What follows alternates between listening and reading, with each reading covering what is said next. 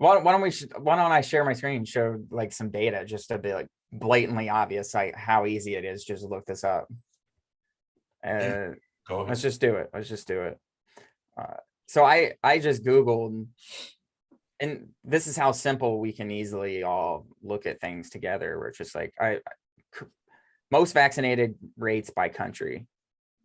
All right, so you can see like individuals fully vaccinated per 100 Yeah. people. Yes. Yes. Okay. Yes. So you see, all I Googled was countries most vaccinated, and this is the list. And you just go down the list. You have Gibraltar, Singapore.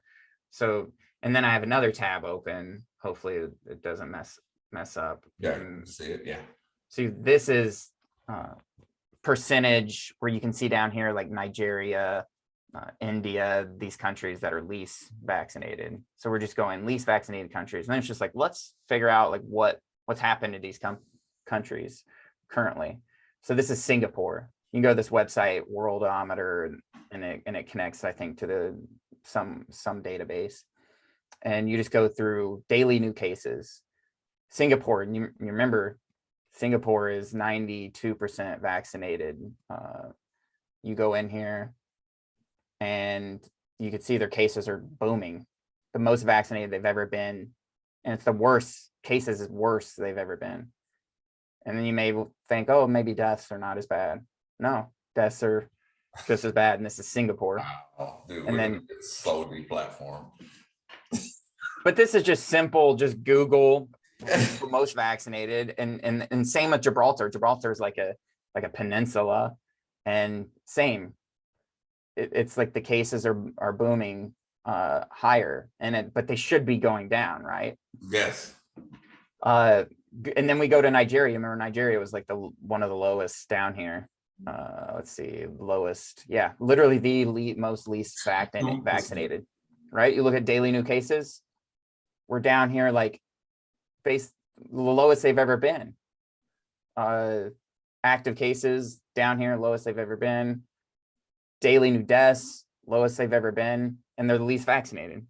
So you tell me what's going on. Like, least vaccinated Nigeria, nobody's wearing masks in Nigerian villages. I can tell you right now. There's no restrictions. And so then let's just go to India. India is another one that's one of the most least vaccinated, but it's constantly rising. But even it's been constantly rising, the vaccination rates down here towards like October. But look, it's been down. There was only one peak, and it was in the spring, and it's been down.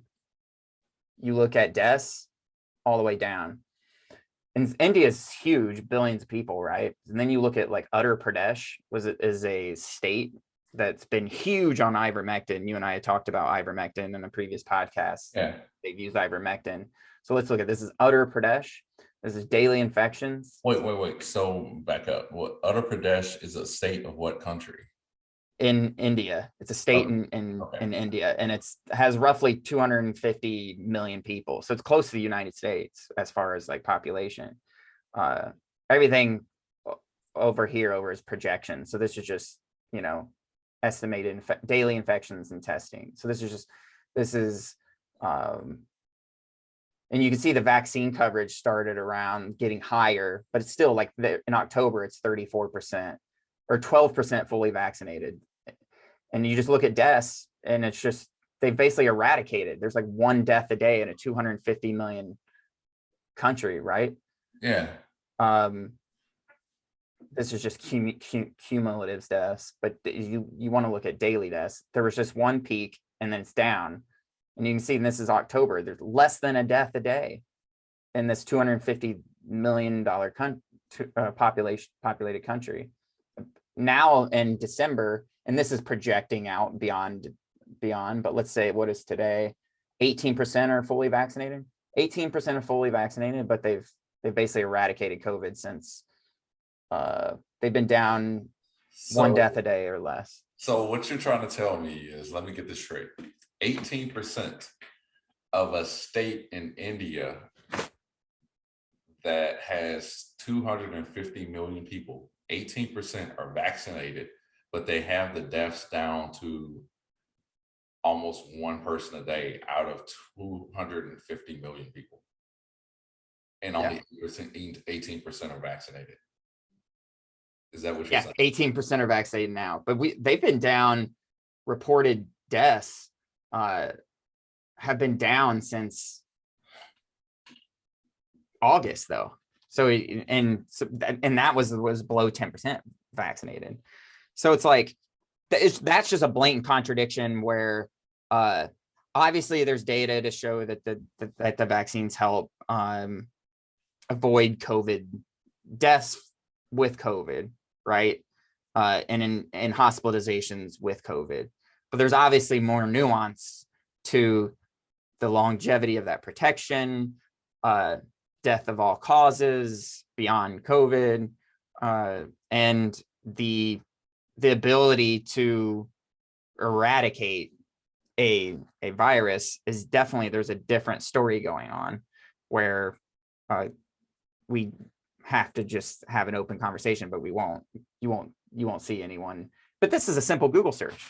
All I did was just looked at like, hey, most vaccinated, least vaccinated, what's the daily case rate, 7-day case rate, death rate. And this is just another line of the same story that we were having earlier about like the media's coverage of things.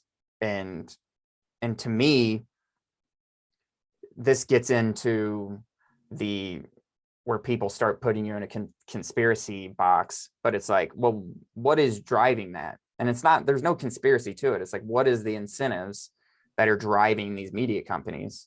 And you look at the who's invested in the media companies, and a lot of it's pharmaceutical companies. There's this video that went viral with like on a lot of these mainstream media channels and shows like Good Morning America, and it's like brought to you by Pfizer, brought to you by Pfizer. There's this popular video recently. Have you seen it?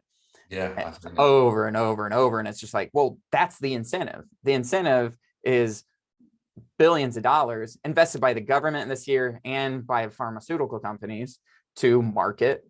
And if you go against your investment, that's a de-incentive, and they will just stop giving you money and you can't operate as a business. And there goes like half your budget. So that's not a conspiracy theory. And that is what's incentivizing what news we show and what news we don't show.